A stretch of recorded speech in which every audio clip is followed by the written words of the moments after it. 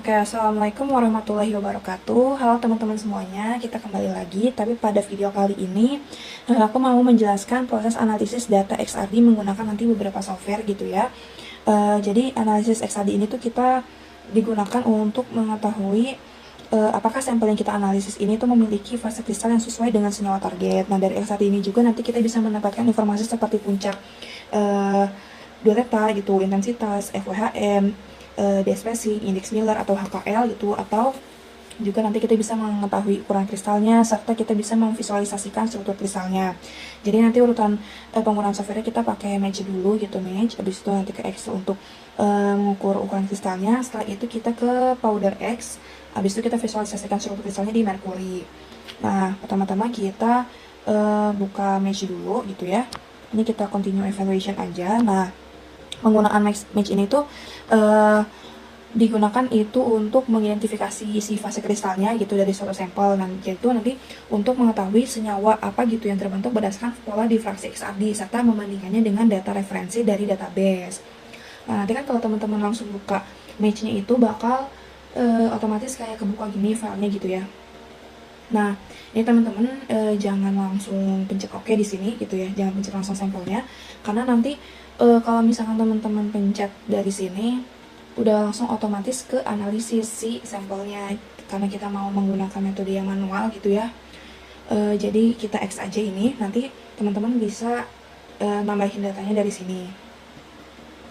Habis itu, tapi sebelum itu kita pastikan dulu nih di option, general option, yang di automatic ini user levelnya teman-teman pencet yang expert. Habis ini oke. Nah, ini tuh kenapa sih harus ini, tujuannya itu supaya kita nanti bisa mengontrol proses analisis secara lebih detail gitu, bukan otomatis. Habis itu kita pencet oke. Nah, satu lagi gitu, teman-teman harus pastikan kalau teman-teman sudah punya software pendukung seperti Foolproof ini ya teman-teman. Ya di sini. Nah, kalau misalkan teman-teman belum punya, teman-teman bisa download dulu dari tools ini. Nih, di sini ada Foolproof download. Teman-teman bisa download di sini gitu ya. Nah, Foolproof ini tuh nanti bisa digunakan gitu untuk membantu teman-teman untuk proses refinement atau pencocokan pola difraksi agar nanti hasilnya itu bisa lebih baik gitu ya. Oke, mungkin kita langsung aja gitu kita tambahin sampelnya gitu. Nah, kan bakal seperti ini gitu sampelnya ya. Di sini nanti ada wavelength-nya gitu CUKA, di sini juga si sumbu X-nya 2 theta gitu ya. Nah, dari diffractogram ini kan masih terlihat gitu banyak sekali noise gitu ya. Ini kita smoothin aja gitu dari pattern, terus smooth raw data gitu ya.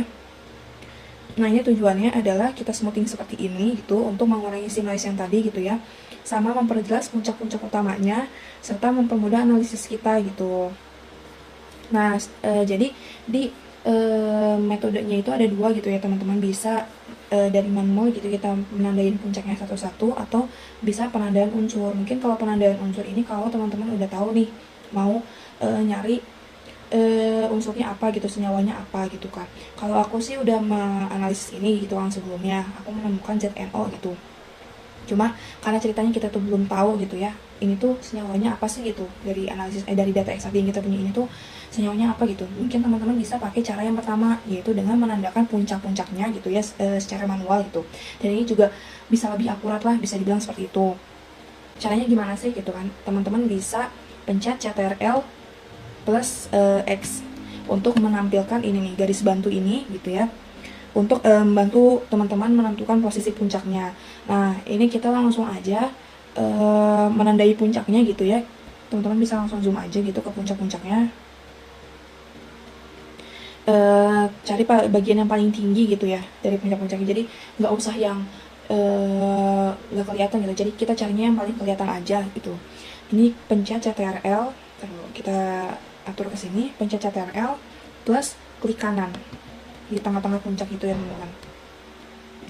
Nah, ini sudah seperti ini. Nah, kita tandain ini semuanya yang kelihatan gitu ya.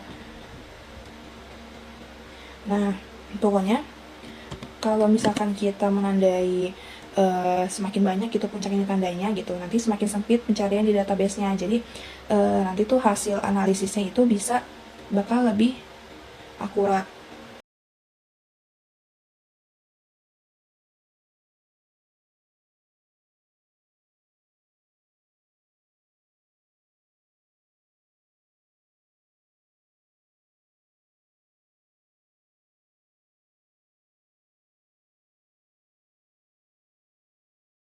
Nah, kan bakalan sudah nih ya, sudah kita tandain gitu semuanya, puncak-puncaknya gitu. Nah, setelah itu kita langsung aja ke pencet yang ini teman-teman, run page identification. Ini untuk merunningkan gitu ya proses identifikasi kita gitu.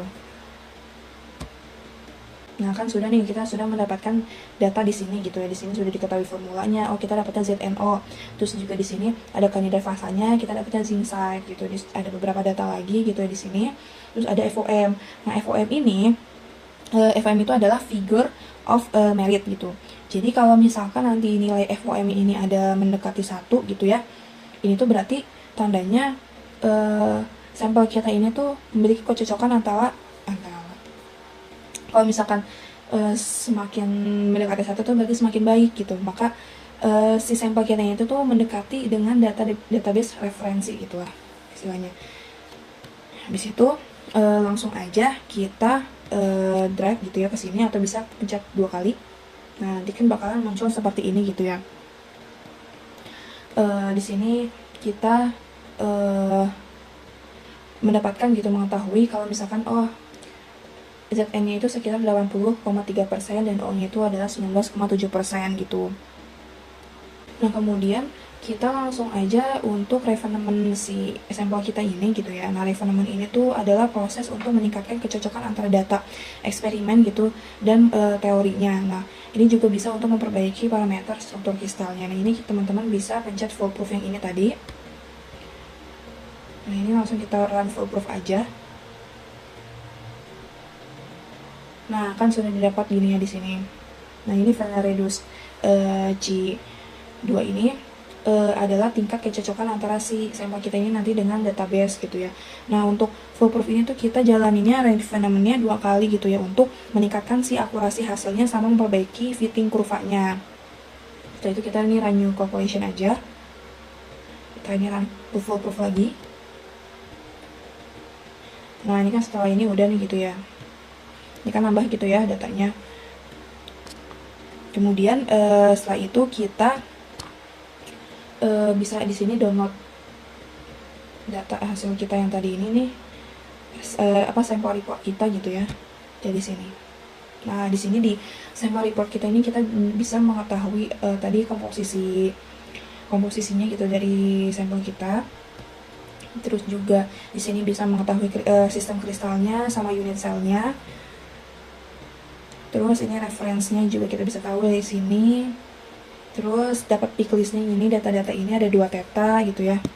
Di sini ada 2 theta gitu ya. Ini posisi sudut difraksi tempat munculnya si puncak. Terus ada spacing, itu jarak antar bidang kristal. Ada peak height, itu untuk mengetahui tinggi atau kuatnya puncak gitu. Terus ada peak area juga. Terus ada FWHM, ini untuk mengetahui untuk lebar puncak gitu pada sangat tinggi maksimum. Nah, kemudian di sini ada match-nya juga gitu ya. Nah, kita ini bisa teman-teman kalau mau di save bisa nih, save aja, nanti bakalan bentuknya PDF. Misalkan sampel report 1. Kita simpan, kita X aja lagi. Nah, habis itu kan ini udah nih ya teman-teman. Nah, ini kita munculkan ini ya, yang ada giniannya. Kita pencetnya datasheet. Misalkan kalau masih kosong kayak gini, teman-teman jangan panik gitu ya. Langsung kita pencetnya ini dulu, kita pencet ini dulu baru muncul. Di sini ada data original sama data refinement-nya. Nah, di sini kan nanti tuh ada dari data refinement atau original ini kan ada yang link to ori entry ini gitu ya. Ini tuh untuk database-nya gitu.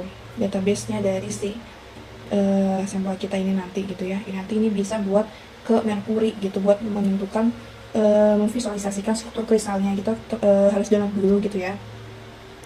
Ini teman-teman download aja langsung. Nah, ini kan langsung ke download gitu ya. Habis itu kan tadi ke downloadnya CHIEF gitu ya, bentuk CHIEF gitu. Pastikan downloadnya bentuk CHIEF. Habis itu nanti ini kita bisa download aja gitu dari original ini gitu ya. Nah, ini kan di original sama di DefineNet kita dapat hasil HKL-nya gitu ya, sama intensitasnya gitu. Ini DefineNet juga dapat gitu. Nah, ini tuh kita simpan aja gitu ya, file. Habis itu kita ke ke file, habis itu kita ke export. Export yang ini datasheet original atau defined. Datasheet original. Yang ini juga kita terima kasih. Nah, ini yang defined.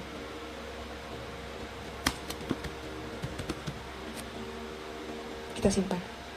Nah sudah kita simpan gitu ya. Nanti yang file yang chief yang tadi kita download itu yang ini nih, yang dari database ini, nanti kita bisa gunakan di Powder X sama di Mercury ya, tadi yang aku udah bilang gitu.